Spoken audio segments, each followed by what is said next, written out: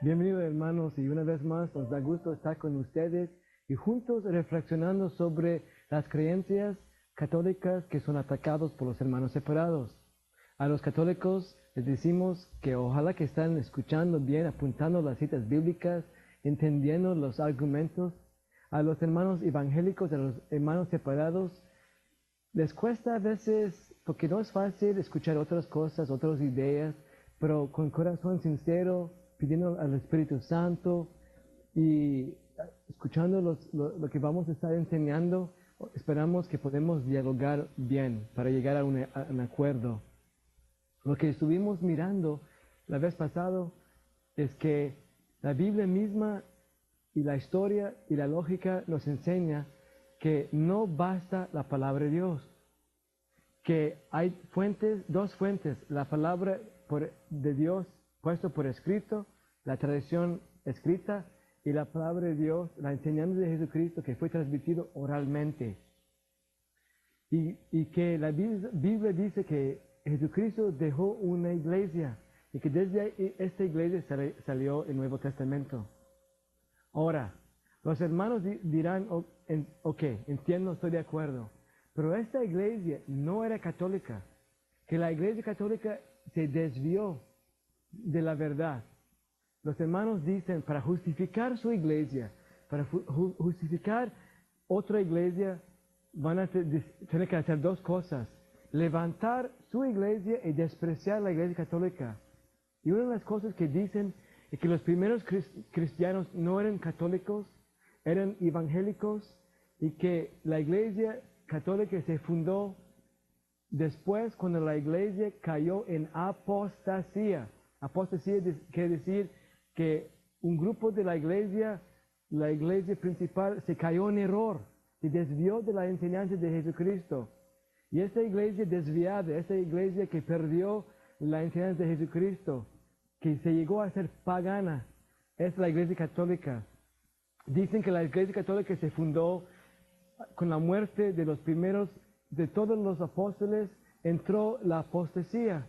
O dirán que la iglesia católica se fundó en el año 313 cuando el emperador Constantino dio libertad a la iglesia. El otro día estaba leyendo un libro que dice que la iglesia católica fue fundada en el siglo VII. ¿Qué diríamos de esto? Es cierto que la Biblia habla de una apostasía. San Pablo dice, cuidado, cuando nosotros vamos, entrarán lobos en el rebaño, que habrá errores que entrarán. Pero la Biblia jamás habla de una apostasía total.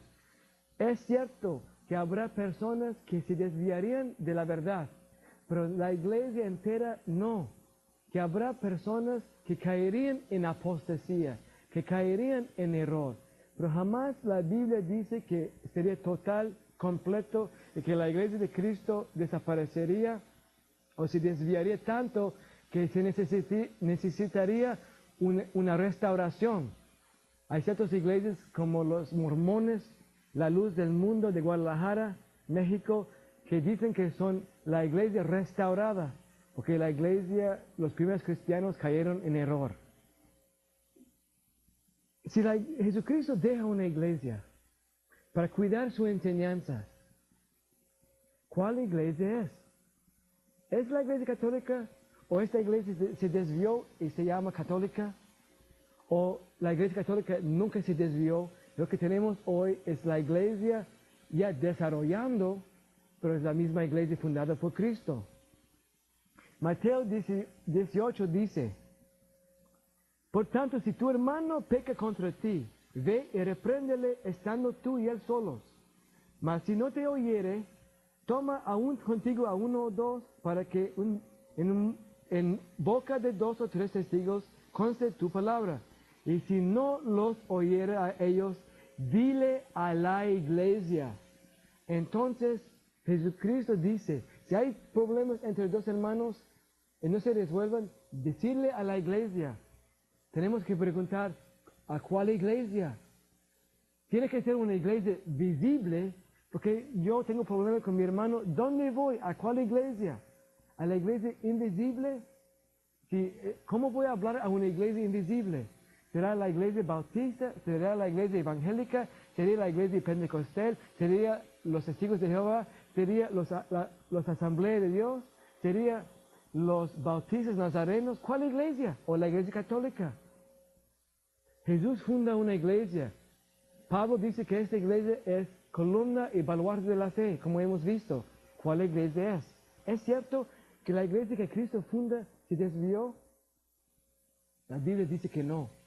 San Pablo dice en Mateo 16, 19, que Jesucristo funda una iglesia y las fuerzas de Sheol, las fuerzas, es una palabra hebreo, las fuerzas de la muerte, las fuerzas del abismo no prevalecerán contra la iglesia.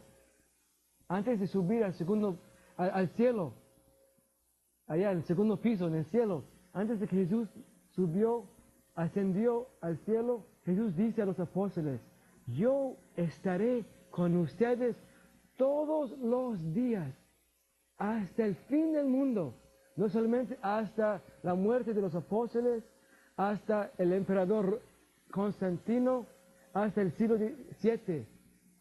Jesús promete a su iglesia, a sus discípulos, que Él estaría con ustedes, con nosotros, todos los días hasta el fin del mundo. Y todavía no llegamos al fin del mundo. Entonces Jesús sigue estando con nosotros. Si la iglesia se desvía, Jesucristo mismo se equivocó. Entonces no hubo una apostasía.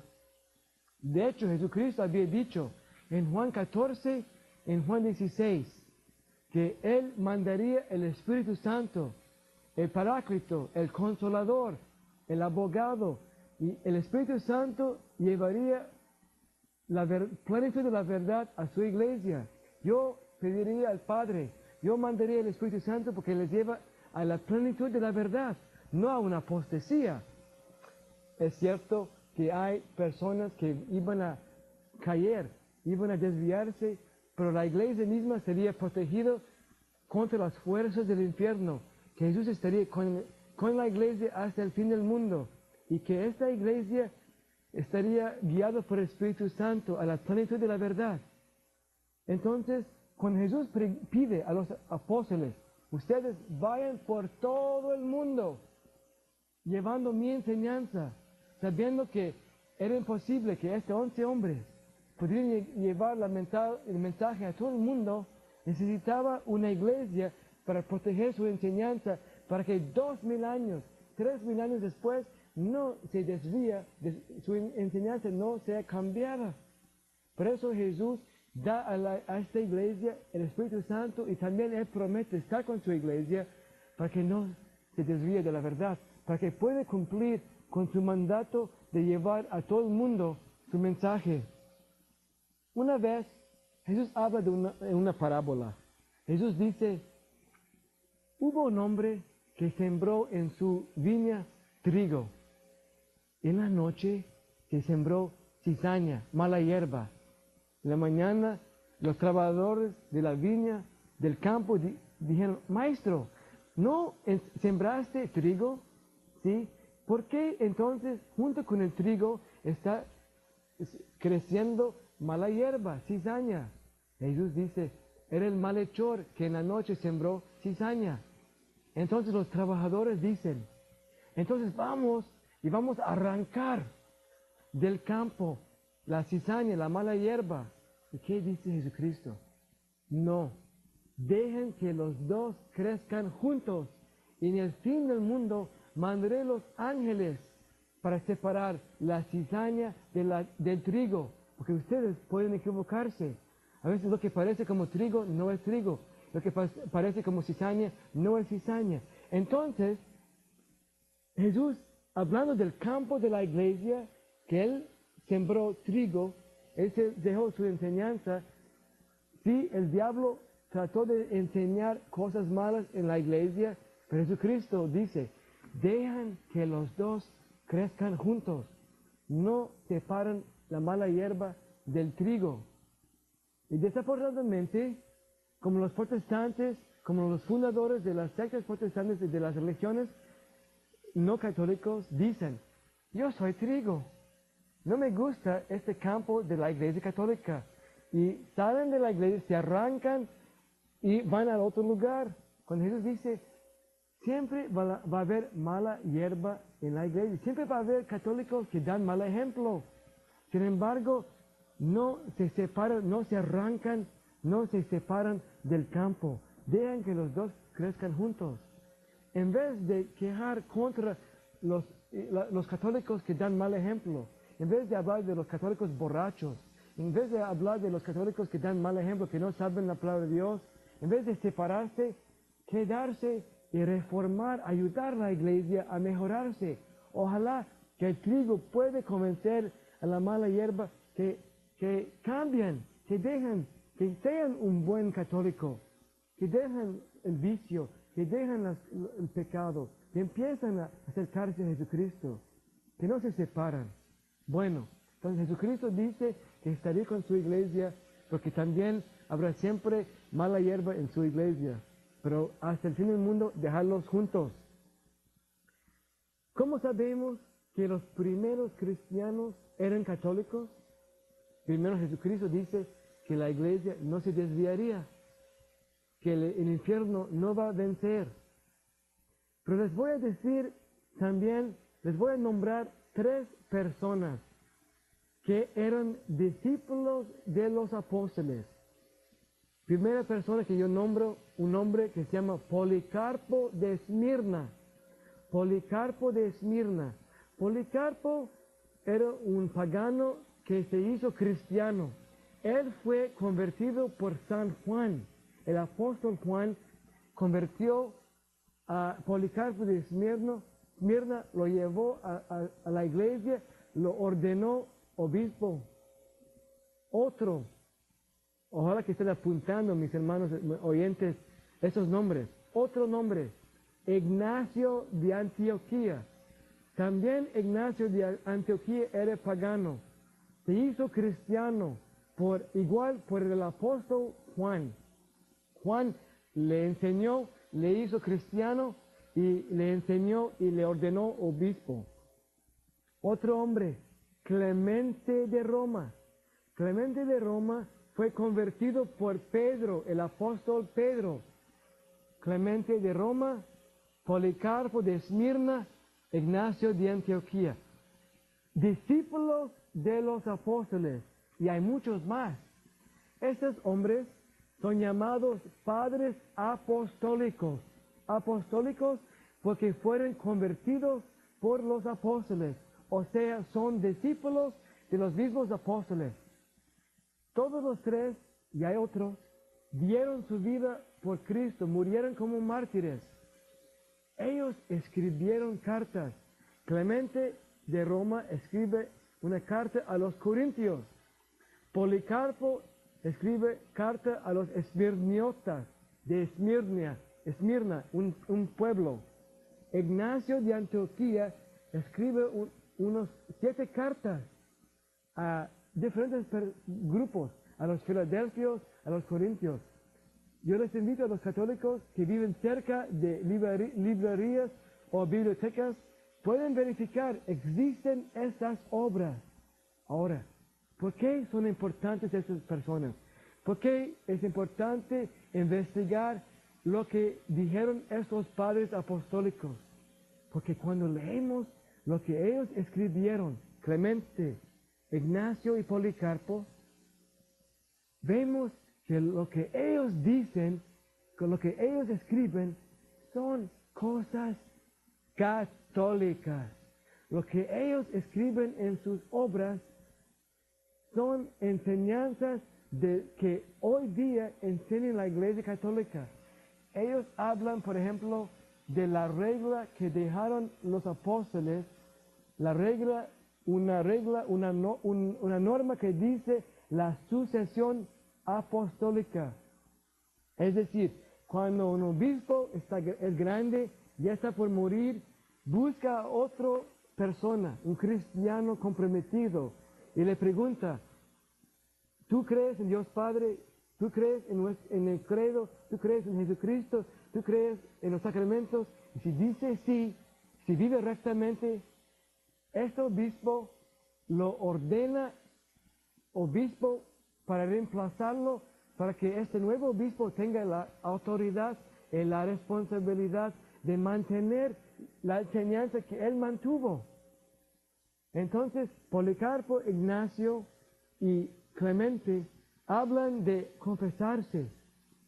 Los padres apostólicos, los primeros discípulos de los apóstoles y sus discípulos, por ejemplo, Justino Mártir, por ejemplo, Clemente de Alejandría, etc., hablan de cosas católicas, o sea, ellos en sus obras hablan de que Cristo es presente en la misa físicamente, hablan de los obispos, hablan de confesarse a un sacerdote, jamás hablan de sola escritura.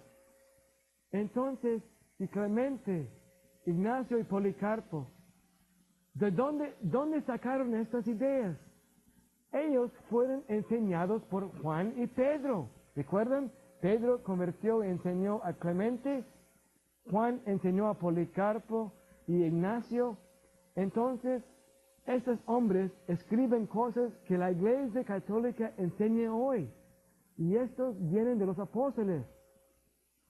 O sea, si Jesucristo enseñó a San Pedro y San Juan y los demás apóstoles cosas que ellos después enseñan a Clemente, Policarpo, Ignacio, y son cosas católicas, quiere decir que la iglesia primitiva era católica y mantuvo las enseñanzas de los apóstoles que ellos mismos recibieron de Jesucristo y eran cosas católicas. ¿Recuerdan?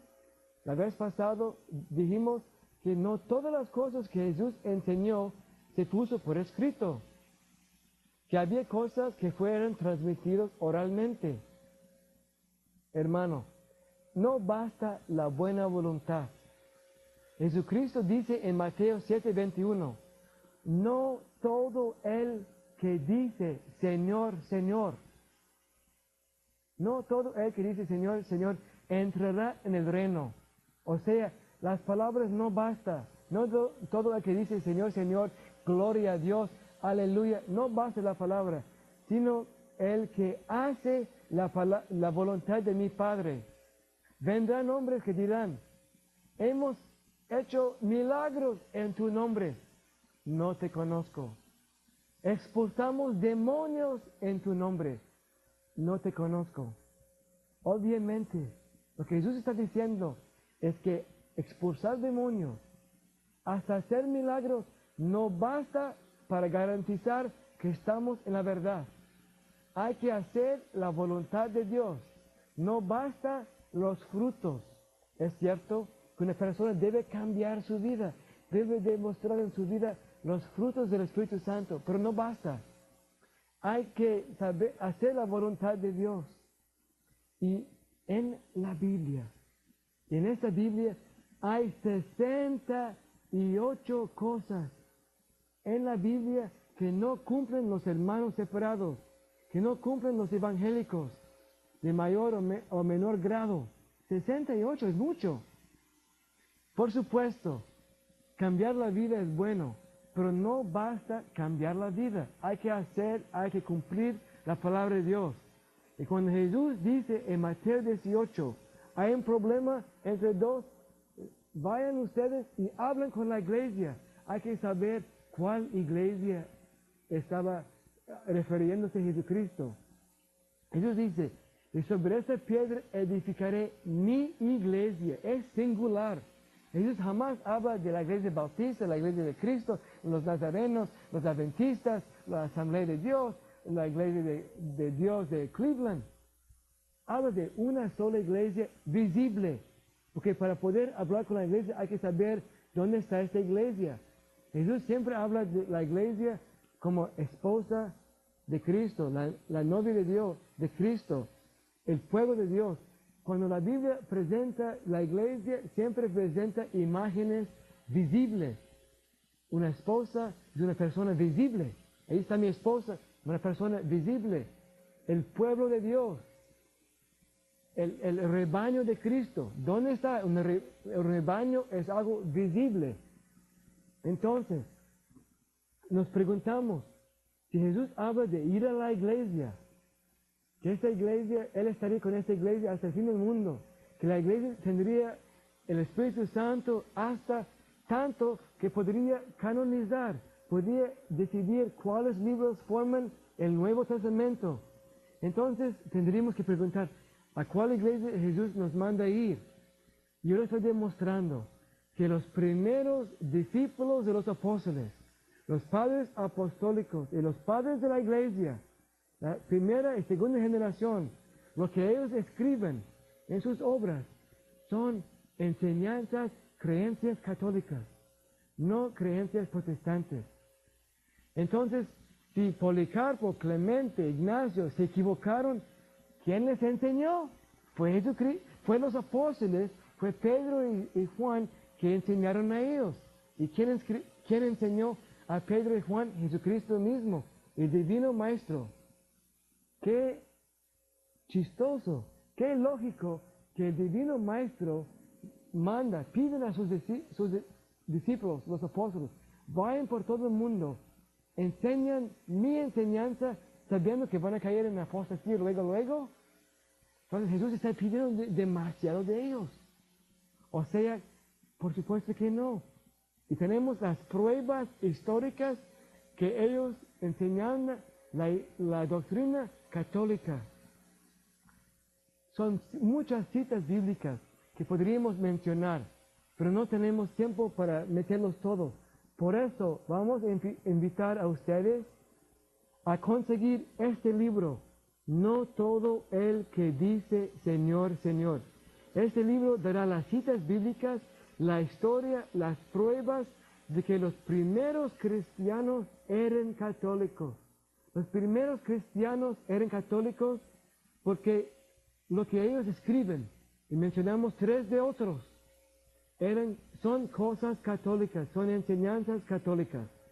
Entonces, para verificar esto, es bueno que el hermano cambió su vida, pero no basta cambiar su vida.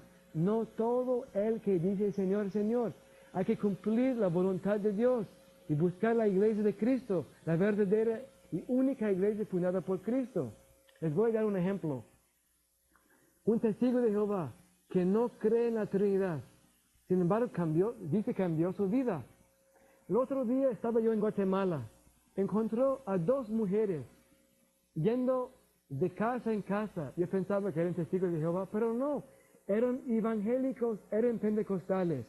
Una señora dice, es miembro de la iglesia de Ágape, y otra señora es la iglesia evangélico completo.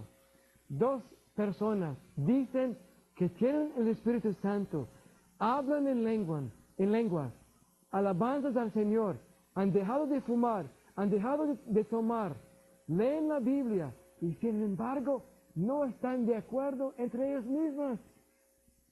La iglesia Ágape enseña que Dios no es trinitario. La mujer de la iglesia evangélico completo dice que sí, Dios es trinitario. Obviamente no basta cambiar mi vida, es bueno cambiar mi vida, pero se puede cambiar, se debe cambiar su vida dejándose católico, quedándose en la iglesia. Que 2 personas que dicen ser pentecostales, que hablan en lenguas, que han cambiado su vida, que no toman, que andan con Biblia en la mano, y sin embargo, una persona dice que Dios no es Trinidad, y otra dice que Dios es Trinidad. Yo creo que Dios es Trinidad, y más tarde vamos a dar las pruebas de que Dios es Trinidad. Pero lo que estoy diciendo es que no estamos hablando de que si uno debe andar con corbata o sin corbata, o si uno debe andar con Biblia o sin Biblia. Estamos hablando de cómo es Dios, la vida de Dios, la Trinidad, cómo es Dios. Y 2 personas, ambos evangélicas, y sin embargo no están de acuerdo. No basta decir aleluya, aleluya, cantar alabanzas al Señor. Hay que saber la doctrina que Jesús enseñó. Y esta doctrina se encuentra, como vemos en los padres apostólicos, esa doctrina es católica.